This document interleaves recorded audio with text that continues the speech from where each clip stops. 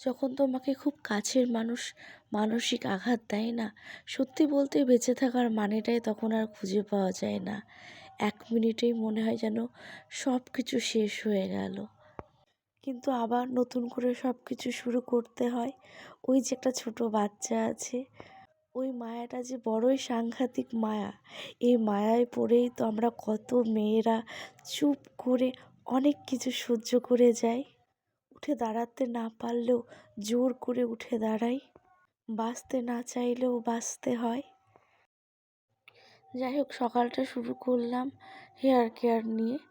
তো যা skin care, hair care করলে কিছুটা হলেও মানসিকভাবে ভালো থাকা যায় আমি মনে করি।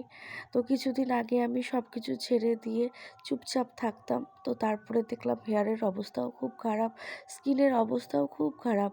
তার জন্য আমি ঠিক করেছি, না, এই সমস্ত বাদ দিয়ে আমি বেশি ভাবা বাদ দিয়ে আমি এখন নিজের স্কিন কেয়ার, হেয়ার কেয়ার এগুলোই করব। তো আমলকির রস এখন আমি মাথায় দিচ্ছি।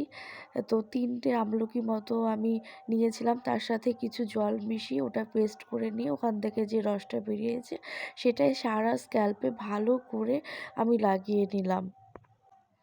20 মিনিট মতো রেখেছিলাম।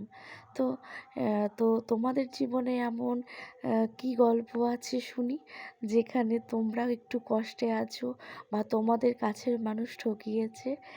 তো অবশ্যই আমার সাথে শেয়ার করো। আমিও চাই যে না, ওই সবার গল্পগুলো শুনে নিজের মধ্যে একটু জোর আনতে। তো আমি এই স্নান করে উঠে পুজোটা দিয়ে দিলাম। জানো তো, আমলকির রসটা লাগানোর পর শ্যাম্পু করার সময় দেখলাম অনেকটাই চুলটা কম উঠলো। মনে হচ্ছে যে না, হয়তো কিছুটা উপকার আমি পেয়েছি আমলকির রসটা দিয়ে। তো একদিনেই তো আর রেজাল্ট পাওয়া সম্ভব নয়। আবার যখন পরের দিন দেবো, মানে কিছু 10 দিন বা 7 দিন পর যখন দেবো, তখন তোমাদের অবশ্যই জানাবো যে সত্যি সত্যি রেজাল্টটা ভালো কি খারাপ। তো তোমরা সবাই ভালো থেকো। চলো, বাই।